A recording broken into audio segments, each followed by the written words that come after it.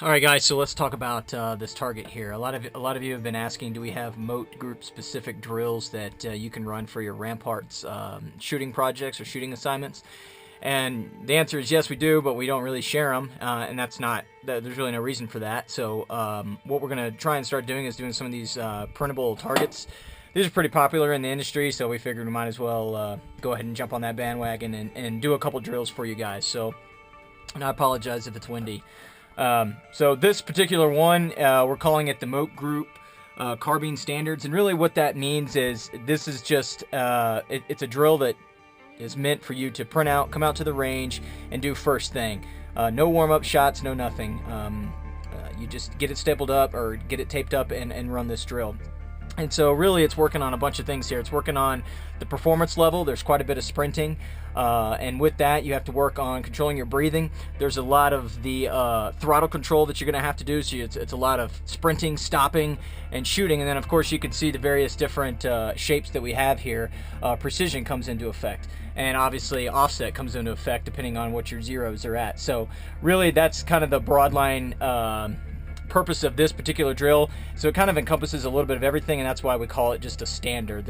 Other than that, it really doesn't mean anything. We just couldn't come up with a name for it. So you'll notice at the top we've got hits, time, date, and shooter. The reason why we did that is we want this to be a repeatable and measurable drill. A lot of guys out there have drills that they run and then they try to remember their times or how accurate they were, kind of like working out. You know, if you try to remember what your Fran time was or your max deadlift or something like that. So we wanted this to be able to where you could print it out, record your data, and then save it. So then you can go back to the range the next time and see how well you do. So we had it by hits and time, and then the date and the shooter, and then you can make note of what type of day it was on the date. Was it cold, windy, warm, whatnot? So from there, we kind of left some space when you print it out all the way around the target. That's to allow some staple room or tape room. So we didn't want it to interfere with the actual target itself. So we just left some space all the way around the target so you could get those staples or tape or glue if you glue in there. So let's actually talk about this particular drill. You'll notice that there's 4 boxes, but only numbers 1 through 3. The numbers dictate which one you're going to shoot first.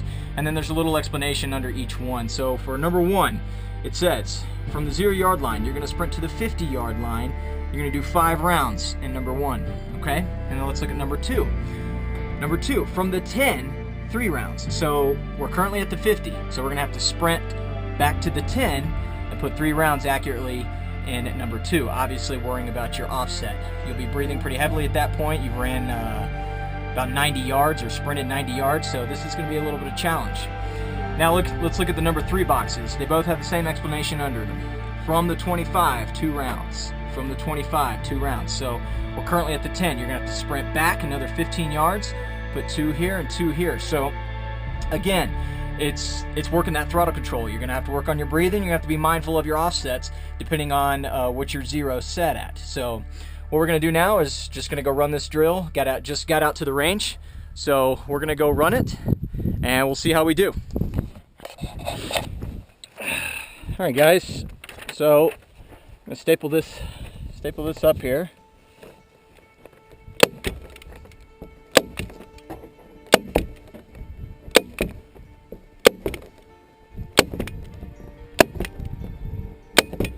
All right,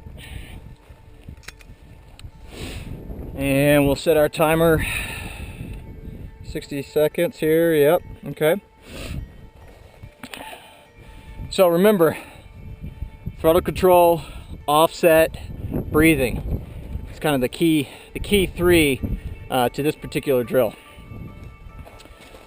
All right.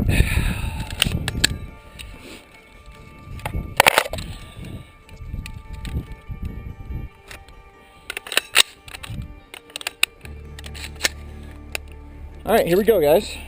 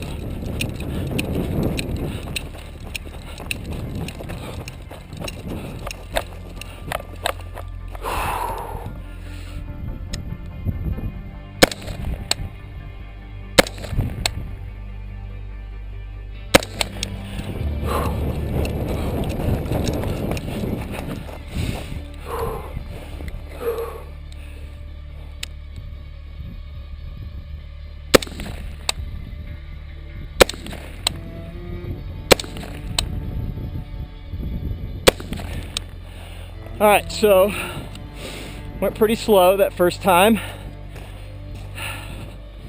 Really tried to focus on my breathing, which was a challenge. So for the shot timer, 64:04 is my time. So I didn't quite make the par. Okay. Well, let's take a look at the hits. We'll start at the 50. 1, 2, 3, 4, 5. So I pulled one out there, but the rest are in. It's good. Then you sprint from the 50 to the 10, so you're right around a total of 90 yards at this point. Got one in. I was holding that offset probably a little too high, clearly, but close. And then on the 225s, that's pretty even. I'm gonna go ahead and give myself that one. Missed here, and then pulled it there. So, as you can see, it could be challenging, no matter your level of experience. So we'll say 1, 2, 3, 4, 5, 6, 7, 8 out of 12. Today's date. Okay. And so I'll keep this for my records. I'll come out here and try it again and see if I can't either repeat this. Obviously I need to speed it up a bit. I'm not quite making the par times there, so either that's in my running, in my sight picture, or whatnot. And then I just need to control my breathing and really control those fundamentals and work on my offset and get these shots in. So for a first initial run, I'm not going to count that as too bad. But again, it's all about throttle control, remember that offset, and your breathing. And then the most important part I would consider is up here. Save these so you can do repeatable and measurable results. So every time you come out here, go back and look at your old records and compare how you're doing and try and get a little bit better each time. So hope you guys enjoyed the drill.